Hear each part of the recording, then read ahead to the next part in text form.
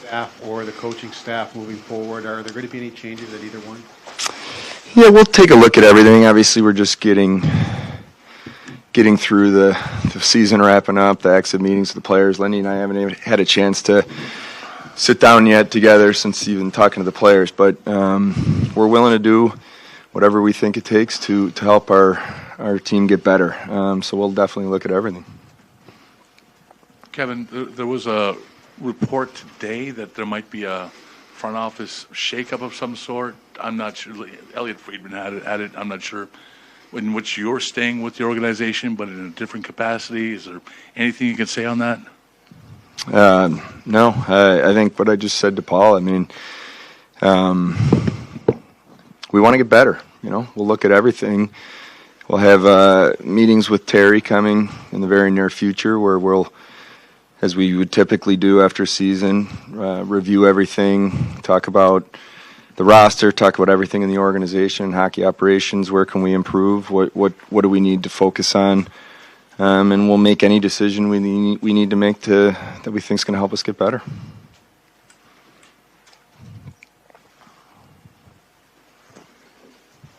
Kevin, when it comes to the culture of the room, of the team itself, that's something I know that you're sensitive to. I mean, it wasn't long ago that it seemed like it was in a good place, but clearly there were issues this season. I mean, Lindy mentioned it in a few different times, including in the embedded video. I'm curious what was your takeaway from maybe what went wrong with the dynamic of your team, and how did you see it evolve as the season went along? From the culture perspective you're talking about? Yeah, it's a really it's an interesting, tricky thing to try to talk about, because culture's earned, like in terms of your daily habits and the things that you do. And what I believe we need to probably reflect on and do a better job of, and I shared this with the players over the last couple of days, is more of our players starting with looking in the mirror first. And if we all do that, across the organization with, okay, what can I do better? How can I be the best version of myself in my job as role as general manager? The coaches do the same thing. The players do the same thing. That starts to build a culture of, accountability. That's, to me, what really accountability is. It's knowing that I'm doing everything, reflecting and being self-aware with what starts with me first. And I think then that has a way of starting to work its way through the room. So I think that if I was to kind of sum it up, like if we do a better job of that and then you get more positive results, better things start to happen and a better culture is built, and that's something that we'll continue to work on and talk about. You've touched on the impact that guys like Zucker and Greenway have had in terms of leadership, but did you overestimate the readiness of some of these younger guys to lead? You look at the leadership group and a lot of inexperience and guys that haven't played in the playoffs and haven't been in big game situations, and clearly like Greenway and Zucker have helped bring some wisdom in that area.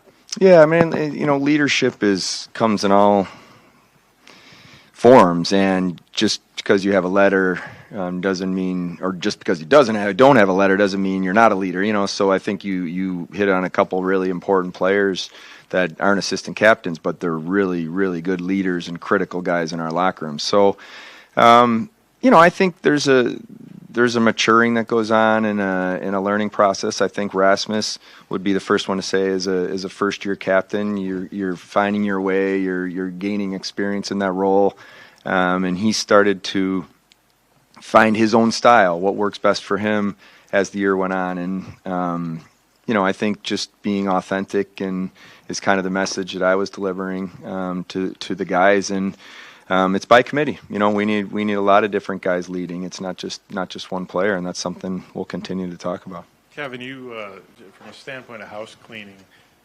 you talked the other day on the radio. Lindy's going to be back as coach. You're both under contract. Am I correct in saying because you haven't talked to Terry, you haven't received an assurance from Terry you're going to be in your spot for next year? Yeah, I mean, those meetings come up. It'll be very shortly where we'll sit down with Terry and talk about that. And what I can tell you, Mike, is I talk to Terry every day.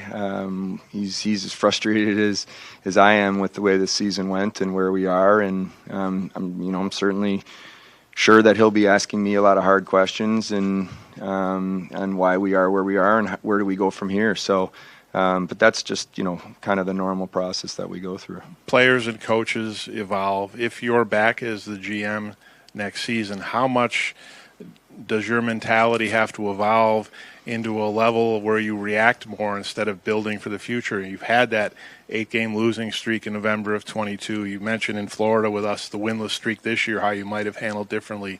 How much do you have to be a different GM next season in a complete, total must-win this season now mentality?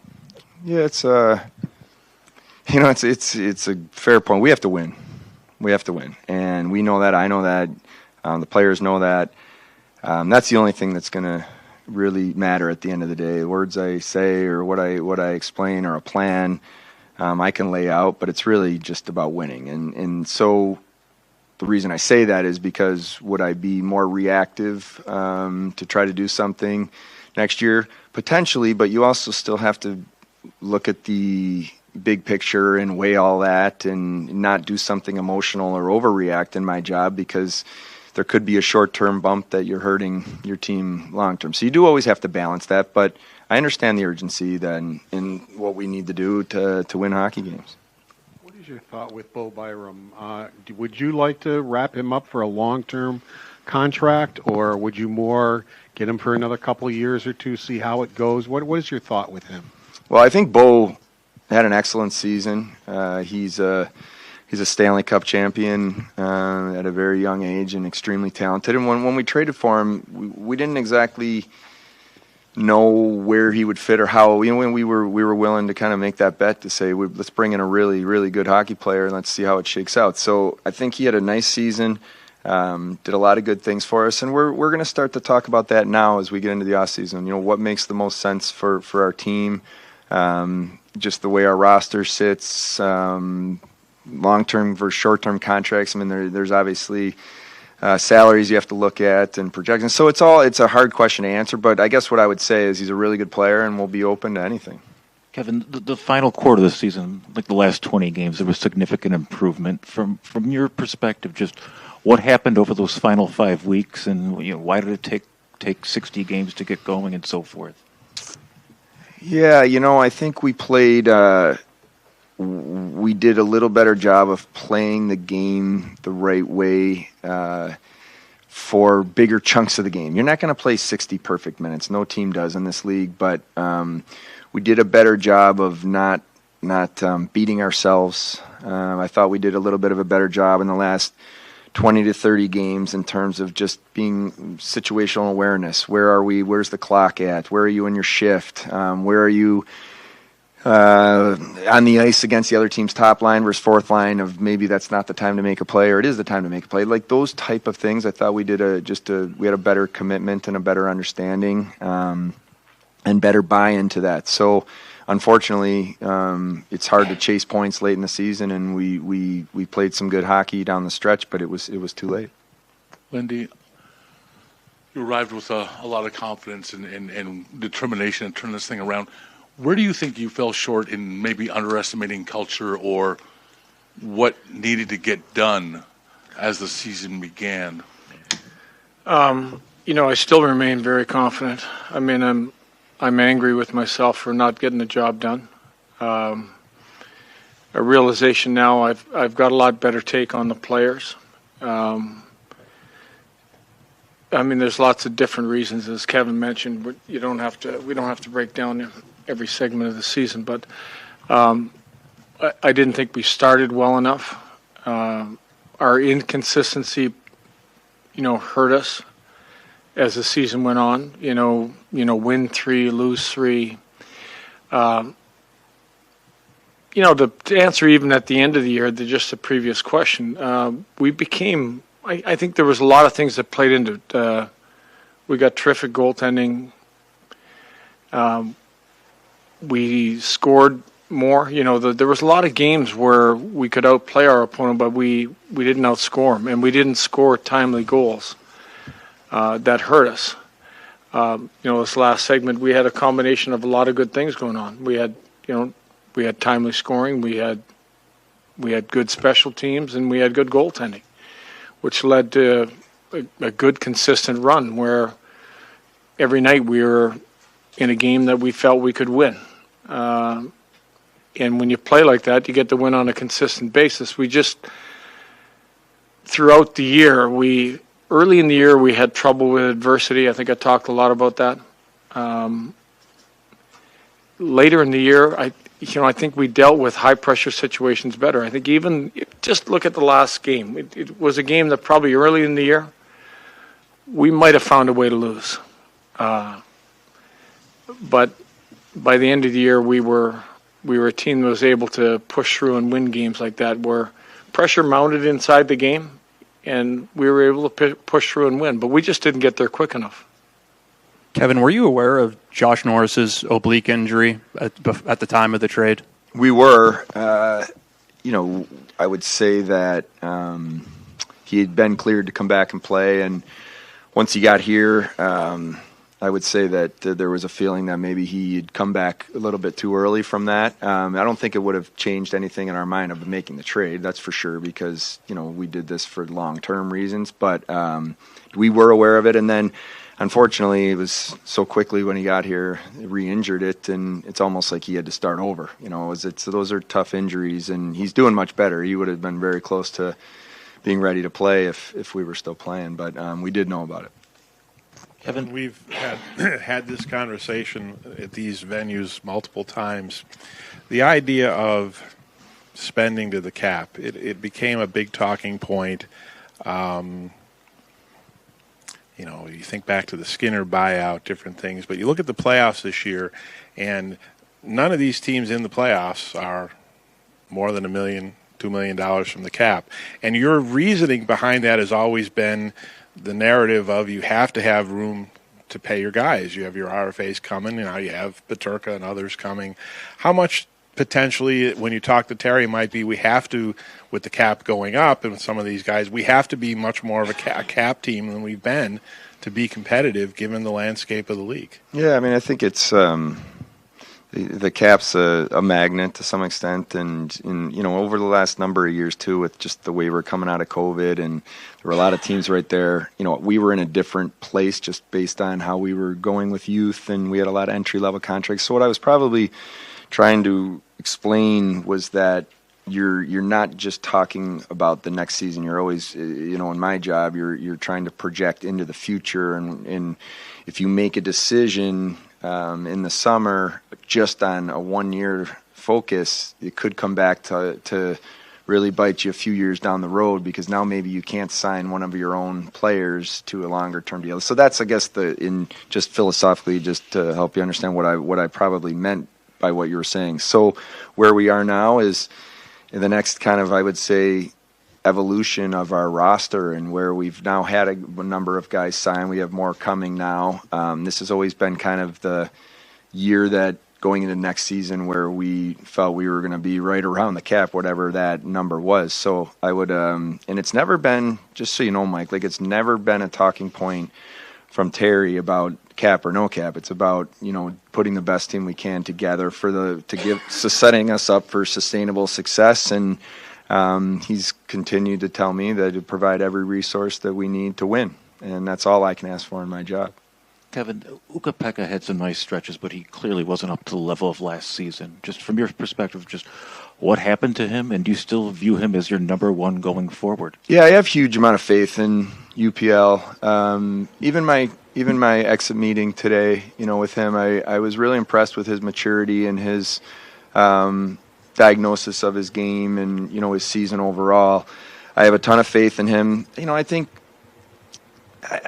with goaltenders, especially relatively young goaltenders, there is a lot of variability year to year, just in terms of just ups and downs. And so I have a lot of faith that he's gonna bounce back and have a really strong season next year. But what I will say to that also is we need to play better in front of him. We need to defensively be better. In terms of just not giving up some of the really, call them grade A chances, too many of those, or breakdowns where we give up too many rush chances, odd man rushes, stuff like that. We need to clean some of that up, and I think that also goes a little bit hand in hand with then you get better goaltending performance as well. But he'd be the first one to say he wants to have a better season, and I believe he will. Kevin, understanding that there's not much left to say other than we need to win, how do you make your case to Terry in the meetings, the upcoming meetings, knowing that 2 years ago, you declared this window of competitiveness open, and this team has taken 2 steps back in each of those 2 years? Make my case for the job that you've done. Yeah. Oh. Well, I mean, it's not good enough. That would be the first thing I would say is to be honest. I believe we should be a playoff team right now, and we failed. So it's owning that, taking my responsibility for that, and then moving past that and saying, here's how I see us improving and what we can do to fix it. So, as always, just being very honest in my conversations with Terry to say where I think that I've made mistakes and where I think that we can fix certain things, and that's what I'll do. But I do believe that we're closer than farther. But the words are the words. We have to win hockey games, and I understand that. Lindy, when you talk about the culture and improving it or changing it, what specifically do you think kind of needs to happen to get that culture where it needs to be? Well, ultimately, it's a group of players that believe in each other. It's not a group of players that maybe complain about each other, complain about plays. There's a lot of mistakes inside of a game. It's bringing a group together that is really connected, and they're committed to the same thing. It really is. The culture is a team first attitude. That the team comes first, and that might be giving up individual success at certain times in a game. That is including blocking shots when maybe you're not the best shot blocker, or getting in the way of people when you probably don't want to. It's a selflessness culture. And there was times I thought we were really close to it, that we've gotten a lot better at it. But we failed the test at times. You guys know the various incidents through the year that I think that I was disappointed in. And to a man, our group was disappointed. Really hard learning points at different opportunities in the season where I think we failed and then picked ourselves back up and started to build again. And I feel that the group is connected. They are committed, but we just didn't respond sometimes to what I thought were big culture moments. And Kevin, I'm curious, when you have these conversations, whether it's with Lindy or players in regards to culture, how eye-opening has it been? Because, this is year 5 for you. It's sort of a culture that I would think over the last 4 or 5 years you've built, right? This is your roster. So how eye-opening has this season been in that regard?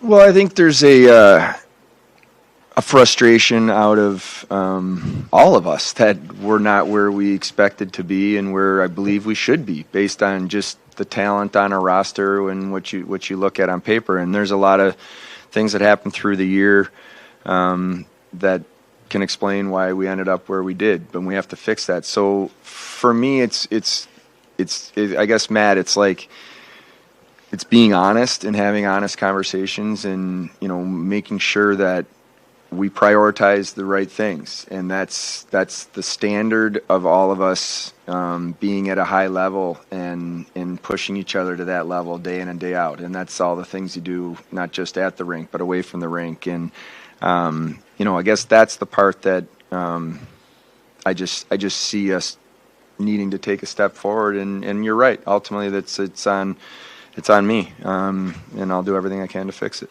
Kevin, when you look at the positive impact that a veteran addition like Jason Zucker made on this team, as you move forward into the offseason and look to get this team in a more winning mode to try to make the playoffs next year, how do you balance letting the youth on this team sort of continue to grow with what you saw that Zucker provided this team, maybe their experience in the league, allowing them to better handle adversity, which is something you guys mentioned. How do you balance sort of that as you go into the off season? Yeah, I think you kind of go into the off season after you get through these meetings today, and then you start to go through the whole season and evaluate and have the conversations, and then you come up with your off season plan of, okay, where are areas we think we can improve, and there's a lot of areas we need to improve. But I think where the veteran player comes in that can be really beneficial is just sometimes the ability to keep things in perspective. And I think, Zuck did a pretty good job of that. It was interesting in my meeting today with Yuri Kulik,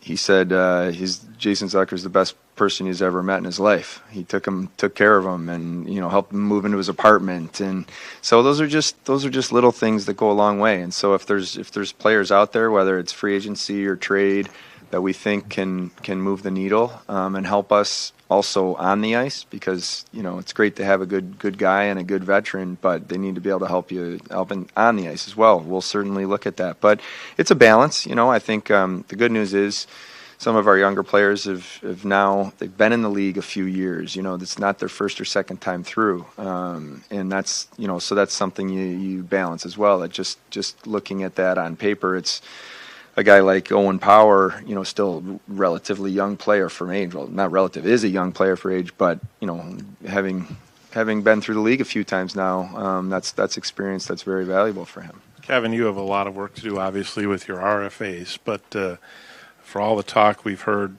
legitimately over the years, how important it is to have guys who want to be here. How important is talking to Alex when it comes July 1st and getting a deal done with him to keep him on this club when he's such a central part of it, and you saw the season he had this year? Yeah, I mean, he's typically a guy that leads our forwards in minutes, plays in every situation. I agree with you. I thought he had a tremendous season, and he loves Buffalo and wants to be here. So he's a priority. He's a guy that we certainly hope to have for a long time. Kevin, do you believe your core is currently constructed is what you need moving forward, or do you think that you need to make some sort of major change? Well, I think for me, you look at every single possible way to improve the roster, and if that means we think someone in our core needs to be traded because you bring in someone that helps you, then you do that. So it's not as simple as just saying, like, this is your core and you're sticking with it no matter what. I think you always have to be open to areas and ways to improve. So I'll continue to look at everything and have those conversations. But do I believe that we have a core group of guys that you can win with? Yes, I do. And it's up to us to help them. And it's time to take a step. Kevin, can you talk a little bit about the special teams? And I know they haven't been where you would have wanted them to be, and that could have won you some more games. Is it more personnel, or do you see it more as something systemic that you can change in that regard? Yeah, I think it's an important thing that we improve on, and I'm sure Lindy can jump in after, and just maybe from a more systemic and just the way that special teams run could give you a little more insight and his thoughts. But what I can tell you is we need to improve. They need to be better, both our power play and penalty kill. I do think we have the talent and ability with the players we have on a roster to be better than where we finished, and that'll be a focus this offseason for sure. Yeah. I'll add that. You look at. We made several changes in system-wise, even inside during the year, that I think helped. First, if I want to deal with the power play, the way it started the year, it could have helped us win a lot of games, but it didn't. It didn't help us.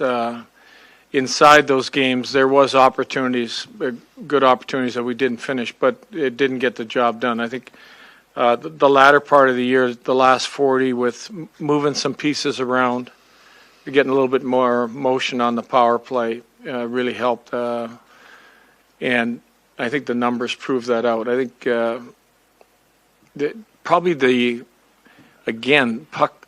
puck management on our power play hurt us, where we didn't make that next play, or a lot of times made an errant next play, hurt us.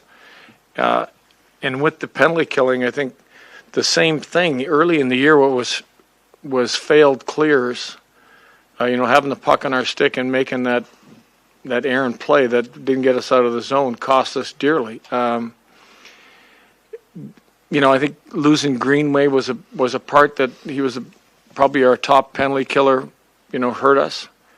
We broke in some younger guys that helped us, but I think probably one of the biggest thing was big individual mistakes, not structure. When our structure was good, there was games where we were locked in, but not clearing the puck. And there was a few games where misreads on coverage really hurt us dearly in a couple games, but we had put together some pretty good runs where, especially our penalty killing was looking good, but then all of a sudden you would have a game where you give up 2 or 3 and it just kills you. Kevin, Yuri was eased into the lineup as a winger at the beginning of the year, and by the end he's centering the top line.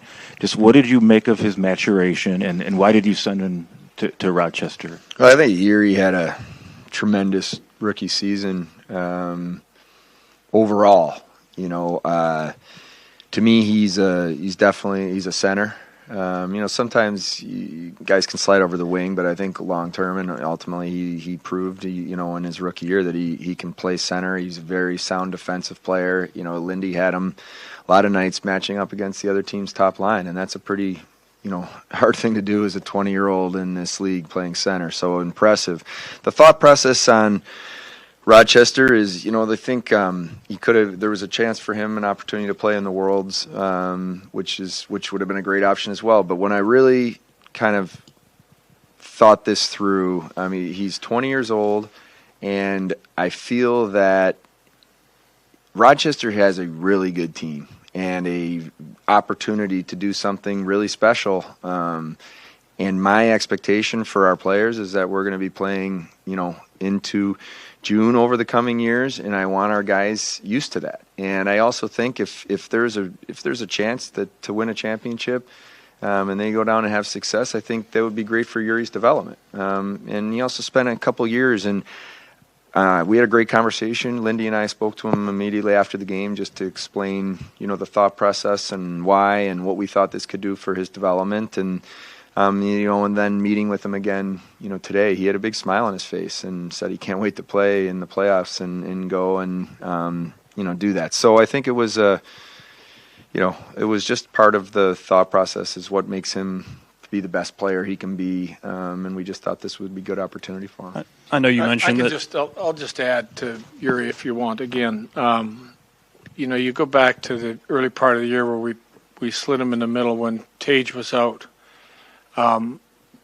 He really played well in that little segment, which made me feel like this kid should be playing center. We were on a West Coast trip, and I thought, boy, he's looking like he becomes a lot more effective and skates more down the middle. Later in the year, like the defensive numbers were with him playing against top lines and playing in the middle were so good. And then playing alongside of Thompson, this isn't till the end of the year, but there was a segment leading up, probably with 15 games left, that Tage's numbers were better on the wing with him there than anybody else. And the matchup against top lines, which most coaches would be scared to play a young guy against top lines. His defensive reads and what he was doing defensively made it a matchup that I actually think started making us better on the road. I could play them against other teams' top lines, and the production was still there on the offensive side. So he basically made the decision for me, like just with the way he played and how effective he was being. Kevin, you mentioned that you still had to evaluate certain, when it came to the coaching staff and hockey ops, but what is your level of concern with just strength and conditioning when it came to the group? You got a young team, you need some of these guys to make gains. You look at some of the types of injuries that you had this year, a lot of more soft tissue stuff. How do you measure that against the fact that you have younger players and, back-to-back performances, road, what is your sense on where things stand there? Yeah, I mean, it'll be part of, we'll review every part of the organization, and that'll certainly be something we take a look at and a deeper dive. I guess I would characterize that area just as I would other, it all has to be better, but starting with me. I'm not going to say that there's areas that we can't improve, because we have to improve. And that's an area that we'll take a look at for sure. But it's hard for me to talk a lot about it, because I think it starts with me, and I have to be better, and we'll go from there. Kevin, how much can you talk about UPL and his performance, and you have to evaluate goaltending as a whole. You don't know if Reimer's coming back, if he's interested in coming back here, what's going to happen there. How much can Devin Levi push the envelope? Here's a guy who still has hockey to play. You don't know. He could play 5 games, or he could play into June, like you said, which would be a significant impact on the organization. How much can he continue to push you guys in your decision-making just by what happens here in the next few weeks? I think it's a great question, Mike, and I think that's the opportunity that's right at his fingertips, to be able to go out there and play big games and playoffs and, carry a team. That's a great opportunity for him. So it'll be part of the evaluation for sure. I believe, I've said this over and over, and I believe Devin Levi is going to be a very good goalie in the NHL. It's really up to him when the time happens. We've been patient. We've wanted to make sure that he's getting the appropriate number of starts the last couple of years, making sure that we set him up for long-term success. But I think he's right there. He's had a very good year in Rochester, and certainly if he can take a step here in the playoffs, it'll be impactful for sure. Kevin, when it comes to Tage Thompson moving to the wing and Lindy's evaluation of how Yuri played at center, does that mean you feel comfortable with having Yuri and Josh Norris as your ideal top 2 centers, or is that an area that you think you might have to address in the offseason? Well, I think you will address, we'll look at that for sure. I do think, trading for Josh Norris, in our mind, was giving us for the next, obviously he's got a long-term contract, a top 1 or 2, centerman. And I think Ryan McLeod took a big step this year in terms of just his overall game. We knew we were getting a really good, solid player that could be a top penalty killer and could play, different, up and down the lineup. But he, really took a step in terms of just his overall game, his offensive production, and I think he's even got another step he could potentially take. So, when I look at Krebs had a good season, took a step forward. You got Kozak that showed that he can come up and play a meaningful role. So, when I look at that with those guys all in the middle, I really like what I see. Now, would we look at other areas or other options to potentially? Of course, we'll always explore everything to see if there's a way we can improve our roster. But I do like the way our middle looks right now. I think that, when you look at it, it's always easier to take a centerman and put him on the wing. You look at McLeod when he played in Edmonton, he played a lot of left wing. I think he played the whole finals at left wing. But it's hard to take a winger and make him into a centerman for the most part. You look at Tage. Tage can easily go back into the middle. You could be one injury away from Tage being in the middle. Or inside of a game, if you've got a right winger or left winger that are really going good, you can just stick Tage in the middle.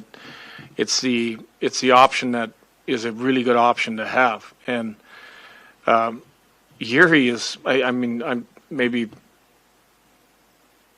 praised him a little bit too much for you guys, but he's a young guy that he earned his way by the way he played. Can he maintain that? I'm hoping so. I really feel, but you still have an option that you still have. We got Norris, we got McLeod, we've got options of guys that can go in there. It doesn't mean that he's locked into that position, but it from what I saw, if you look at this last segment where we had no Norris, and Norris was playing with Tage before he got hurt. it looks like a good possibility he can sustain. And, part of Yuri going to Rochester and playing, I think the Rochester playoffs is more like NHL than I've been at a lot of world championships. And there's good hockey, but sometimes, you get on the big ice and it's not near as intense and physical as what you would face here. And I think this prepares him. My conversation with him was this prepares him for, what is next for him and how it can help him even make us better. If I could follow up on Mike's question, it's more of a comfort level question for both of you, if I could. We know Devin Levi's having an all-star season in the AHL, and you talked about that. And I remember even Luukkonen last year, his numbers, his last 35 games were some of the best numbers in the league. So they both, but, when it got down to it this year, when you, at the end of the year, James Reimer appeared to be maybe the guy who was going to give you the best chance to win a hockey game. So moving forward for both of you, when you look at your goaltending, and as you said, you've got to win hockey games. You've got to start winning hockey games. Do you have a comfort level in two young guys who possibly could both be very, very good, but do you have enough comfort level in them to go into the season with them both? First, I'll start with UPL. I believe in UPL. Until I get the team to clean up some of the poor puck play, it's going to be hard in any goalie. I would just say you look at our game against Philly and what we gave up on the shorthanded sense in the game again. There's nothing your goalie's going to do about that play, and except make maybe a highlight or ESPN reel type save. To that point in the game, it was a game that you're comfortable with anybody in goal. The way we were playing, we were defending well, we were managing the puck well. But it is the area that hurt us the most, and the area that the whole year tried to keep improving. And I've seen improvement, but inside of the game, you look what happens on a play like that. You're asking your goaltender to make an unbelievable save. He shouldn't have to make that unbelievable save. That's on the group. It's not on the goalie. And from my perspective, I think about it, how Lindy's talking about we need to be better in front of him. We need to clean up some of that, for sure. But also, we'll look at everything. Like if we think there's an opportunity to upgrade and make our team better at any position, we're going to be open to that. So, I'm certainly not scared of going to the season with UPL and Devin because I believe in both of them. But I also, it goes hand in hand with Lindy, what he's saying. I think they'll both look better if we play better, defensively and just clean some stuff up. So, but we'll continue to look at everything. And that's kind of one of the roads I wanted to go down here with you, Lindy, especially. You guys found a lot of offense this year, even with the power play struggling. But we saw so many plays where, forwards were turning the puck over at the line in the neutral zone, creating opportunities. The goalies were left out. But ultimately, as I look at your team, Dahlin is, at the cusp of being a Norris guy. The rest of your defense wasn't even close to being good enough to survive a long season. When you'd have your exit interviews with these guys, and when you think of guys who aren't even on the team right now, what does your defense need to be like to be good, to be successful in front of UPL, Levi? And how can this defense core, some of these guys who we know are going to be back, how do they have to improve their games to get you there? For me, it's easy. Number one, puck play. Number one is puck play, with your decisions you make with the puck. Number two is your decisions when you're staying in the zone or getting out of the zone. You look at even last game again, we gave up a 2-on-1 because we stayed in the zone for no reason. Those are decisions that, let's say it's your 5-6 defenseman, he shouldn't make that decision. Because the reward a lot of times isn't worth the risk. And the nights we made a lot of good decisions, the chances went way down, the high-risk chances went way down. And if we can improve on that area, I think that's what Kevin and I have talked about the group needs to be better. And that will help the goaltending out itself.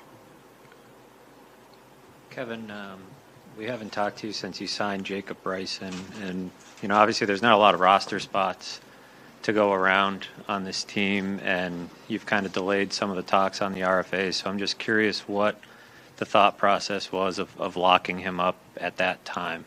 Yeah, I think when Jacob is, first of all, he's one of the most well-liked guys, in terms of the locker room and just his work ethic and positivity, and it's infectious in terms of just how much he cares about the team and how much the guys care about him. So when you're in the role that he plays, that's a key part of that, because there's times where he could be scratched for a number of games, and sometimes guys get really miserable and bitter, and it can hurt your team. So where he's at right now in his career is kind of one of those depth defensemen that can jump in and play, or he may be out of the lineup, and he's also proven that he could be scratched for an extended period of time and jump in and play good hockey, and also play either side, and potentially Lindy doesn't have to hide him, or Marty Wilford, he can go out and play against the other team's top players when he's playing. So those are all the things that go into the thought process. And also there's not a ton of UFA free agent defensemen to be out there in just the market, and I just think it doesn't change our mind in terms of how we're going to build the team or add defensemen if there's an opportunity. And I just wanted to make sure that going into next year we don't have a shortage of guys that can be impactful when they're in the lineup. And I do think from the Rochester perspective, Ryan Johnson's right there. He's right on the cusp of making a step and being part of our everyday lineup. But some of our other prospects are still young and developing, so we wouldn't want to be in a position where we're kind of leaning on them before they're ready. Go ahead, Paul. Are you still looking for a partner for Owen? I know you've mentioned it before. A veteran type of guy who's got his back no matter what, that is going to be out there with him and talk to him and always have his back. Are you still looking for maybe that type of player to acquire for him? Yeah, I think. It's a tricky thing to try to explain, and I want to say it the right way. I don't think I've done a good enough job of helping Owen in terms of just that guy that's out there on the ice with him every game for his first few years. I haven't been able to get that right person. In saying that, I talked to Owen today about that in terms of what does he feel like he needs is someone next to him, and what makes sense. And it's interesting. He said, "No, I have no problem playing with anybody. I've no issue with anybody I've played with over my career." And he said just the one thing that it helps him is someone that can move the puck and be clean with the puck touches. It's why I thought he and Bernard Docker played pretty well together, because JBD is pretty simple with the puck and just makes good decisions. And so I guess what I'm getting at is it'd be great to get an all-star right shot defenseman that could just be next to him for the next bunch of years, but it doesn't always work like that in terms of the just acquiring that player. So we'll look at it, but I think just figuring out what that mix is something that we have to probably look at and do a better job of this summer with our D-core overall. Is it for the team in general, Kevin, toughness? I mean, just from my perspective, Alex Tuck shouldn't have to be the guy to step up and fight somebody because Yuri Kleek got clocked. It just seems like that's a skill set that you're missing, especially after you traded Dennis. Yeah. It's and there's it's interesting. I think the most impactful way to think about it in my mind is team tough, where guys are just together, every whistle, or there's just a pack mentality, and I do think we were nowhere near good enough at that this year. I do think we showed better in the last 20-some games of doing a little bit of better job sticking up for each other. In terms of a guy like Tucky having to fight, man, I give him a lot of credit because he stepped up for his teammates a number of times. Sometimes hockey's hockey, and things happen, and it's just whoever's out there. It's just the way the game goes. But yeah, we certainly don't want Alex having to be doing that very often and taking one of your best players off the ice for five minutes. So yeah, we'll look at it. I think it's an area that we can address. You also, if you want a player that can be in the lineup and help your team, every night as well. But I don't disagree. I just think I need to do a better job there. But we also probably as a team need to be doing a better job of just in it together, if that's a better way to say it. Lindy, we've heard a lot of players come in here and talk about, what it was like adjusting to your coaching style, your system, and obviously it took a lot longer than you probably hoped, than they hoped. I'm curious what it was like for you adjusting to the players. Like you mentioned a few times during the year, maybe adjusting how you play or adjusting the system a little bit. Like now that the season's over, like I'm curious if you could share just kind of what the back and forth was like, and maybe how you changed. I thought the interaction with the players was incredible. We had honest conversations. We had even with 2 games left, a leadership meeting with my group about these games. I know they don't mean anything, but here's what we need. Here's where we need to keep getting better. A lot of demanding practices where, we talked about why we're going to practice the way we're going to practice. And I don't think once they let me down when we set out to have high-end compete practices. We competed. We had morning skates a couple times that were compete morning skates. But the conversations with the group and where we needed to go, I thought was real good. I think they've got a good handle on who I am. I've got a really good handle on who they are right now. I know our team, like any other team, falls down every now and then. You got to pick each other up.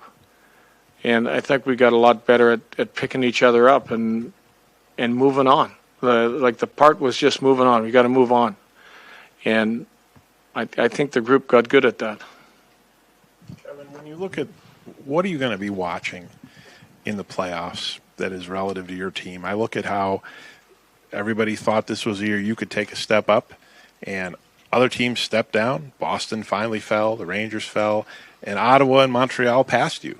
And they're in the spots where I think a lot of people thought you might be.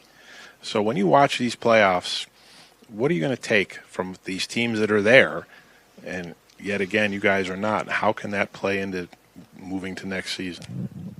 Yeah, I think overall watching, you're going to watch all the playoffs, all the teams, and you're always looking at, what the teams do well and where can we improve. But, I guess in particular, I'll be focused on what are the top teams doing to defend really well, like the Colorados of the world that have elite offensive players and can score, Edmonton, another example, can score, but are they limiting rush chances against, or how are they limiting high danger chances, and just how are they playing, and what type of D or forwards do they have that maybe makes them play like that? So those would be some of the things I'd be looking at.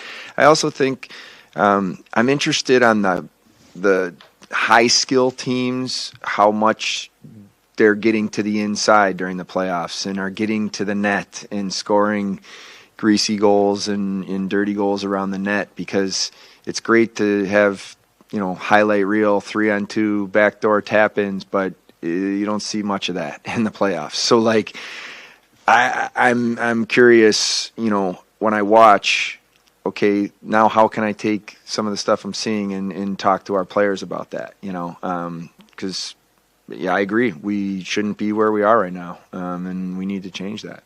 Kevin, Matthias he was kind of down and up this year. I think he probably picked himself up a couple times. Just what did you make of his season as a whole and how he managed to maybe find something toward the end there? It was nice to see him play the way I believe he's capable of playing in the last, I'd call it 20 to 30 games, whatever, that kind of a spot where he started to really find his game. I thought early in the year he lacked a little bit of, he just looked like he was playing without confidence, and he lacked his physicality, and he wasn't killing plays the way he can. And, you guys know when he's playing his best, he's heavy and he's hard to play against. And that wasn't what we were seeing early in the season, coming back, maybe just some of the injuries he's had. It just took him a little longer than he or any of us would have wanted or expected. But so I think, season overall wasn't where he needs to be. But the positive of it is that he looked like himself down the stretch, and it was when he went back and played with Rasmus. I also think he kind of settled into the way that he can play to be effective, and also frees up Rasmus to be Rasmus. And so I think he ended on a positive, and he and I talked at length about that today, and how he can go into the off season. He's healthy. And really attack the off season to make sure that he's ready from day one next year. Kevin, you touched right there on Rasmus. From your conversations with him, how do you feel like he took on the challenge and grew in his first year as captain? Yeah, I think he's what I appreciate about Rasmus is how thoughtful he is in all areas of his life, and he went through some new experiences this year, and he shared with me yesterday when we had our exit meeting that he had to kind of figure out what kind of captain he was, and that took him time, and that there's no way to do that until you're going through it. And what he ultimately landed on and found was that there's certain players in the team that he could delegate certain responsibility to and help him out as a leader, and he started to figure that out. And then also he's a leader by example. He's a guy that I think practices an elite level. It's not just the way he plays in games, and so he just needs to know that he doesn't always have to be the one saying something at the perfect time. It's just go be you. The best leaders I've ever been around are just people that they're completely authentic and just carrying themselves that way. And I think that he started to learn that as the year went on. And all of what he went through is totally normal. But he cares. He loves his teammates. He loves the city. He loves the organization, and he's committed. He's committed to getting it right here, which I think is really important for us to have in such a world-class player.